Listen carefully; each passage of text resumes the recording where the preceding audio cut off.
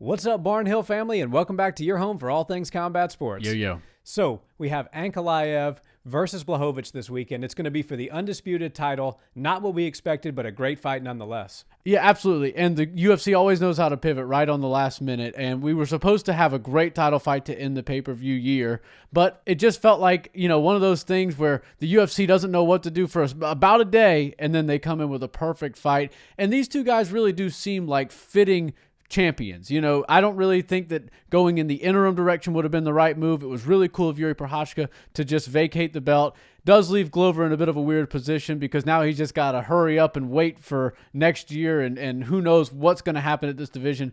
But the UFC knows today and tomorrow and next week, and that's what really matters in this sport. And I think they got the right two guys in there, and I think it is for the correct title, not for an interim. Definitely. Jan Błachowicz is a former champion. He's reaching the end of his career right now. Everybody knows the famous Polish power. He's put out, just look at his resume. The guys he's put to sleep is deeply impressive. And then you have Magomed Ankalaev, who's looked damn near perfect since he's been in the UFC. Seems to be a complete MMA fighter. And then you have, obviously, Jiří Procházka conceding the belt and Glover taking a backseat and saying, I'm going to wait and see what happens here. So all in all, it's weird how we got here, but I do like the end result. Now, Magomed Ankalaev is a 2.5-to-1 favorite to beat Jan Błachowicz, and I think the odds makers are just saying, look, we believe Magomed is a more complete martial artist from the feet to the clinch work in the cage, and if it goes to the ground, he's probably better there. He's very cautious, he's very calculated, he knows how to win rounds, and they're skewing that more heavily than they're skewing Jan Blachowicz' insane power, which he does have some. Now, Magomed has never been knocked out before. His only loss on his record was due to submission. So he does clearly have a good chin. What do you make of this fight, and who are you taking to win? Well, Ankalaev does seem like the kind of guy that should be a 2.5-to-1 favorite, even though he's going against a former champion. The guy's just on a crash course for a title shot. We've all known he was going to be making his way up after we've seen his last couple of performances. And to have this sprung on him last second is pretty interesting. I hope he deals with the pressure well. I think he probably will. But, everybody kind of knows the Russians have been taking over the sport for the past couple of years, really.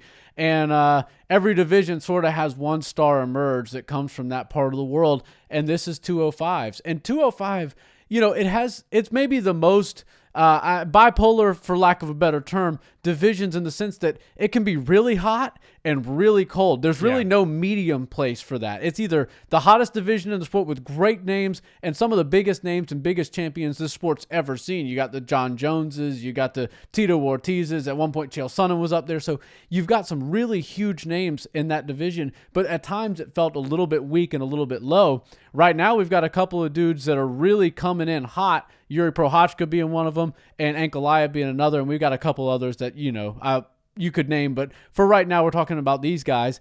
And I feel like with Glover Teixiera right there and Jan Błachowicz right there, we kind of know the end is near for both of them. They've been the champions. They're both pushing 40 and over 40. So I feel like this next wave of fighters at 205 is very entertaining. They have some big shoes to fill because of how great the light heavyweight division has been in the past. But I think they're up for the challenge, and this is a really good test for Ankalaev. Ankalaev is really good everywhere, just like you said.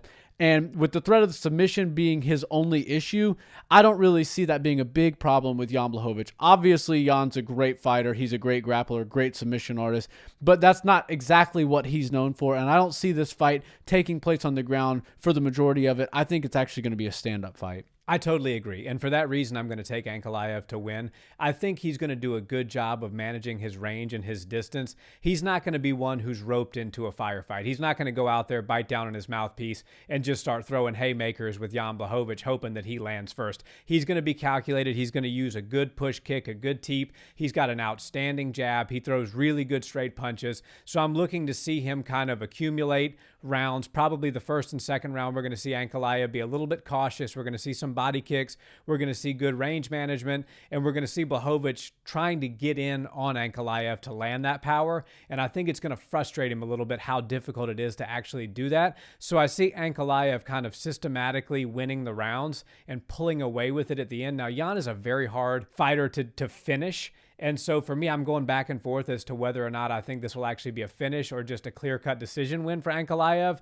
And I think I'm going to just have to go with decision. Jan Błachowicz is just too tough. And I know Glover was able to expose his back and choke him out, but that was a very rare sort of one-off thing. Jan Błachowicz is as tough as it gets, and I think he's going to be hard to finish, especially on the feet. So for that reason, I'm going to say 49-46, 4 rounds to 1. Magomed Ankalaev is your new champion. I like that. And, it's smart to go with a decision. These guys both know how much is on the line. It's getting, put on them last minute. So they really do want to achieve that greatness and become the champions. But anytime you got a fighter over 200 pounds and he has a nickname like the Polish Power, or he has a guy like with tons of knockouts on his resume and he's just a really complete mixed martial artist, you've got a ton of power. Every punch hurts. Every punch matters. It could be a jab that doesn't seem like it would hurt that bad, but trust me, when they're over 200 pounds and they move like these guys do, everything hurts. And I just feel like Jan Błachowicz is going to try to get himself inside, going to try to get to the ground at some point. And if he's unable to do that, starts to get frustrated, he's going to leave himself exposed. That's why I see this being a knockout finish for Ankalaev. I think whether he would have got thrown into a title fight at a normal time or on a speed track like he is right now, I think he will get his hand raised in a title fight and become a UFC champion at some point. Just so happens it's going to be this weekend on pay-per-view, last one of the 2022 year, which has been a stacked one nonetheless. All that being said, Magomed Ankalaev, your new champion. I will go third round. I think they're going to give us a few good minutes of fight, but I think third round TKO finish for Ankalaev. I like it. Guys, drop us a comment. Let us know who's going to win this fight and how's it going to happen. As always, we're your home for all things combat sports. We appreciate a like, comment, and subscribe on the channel, and we'll see you next time. Peace.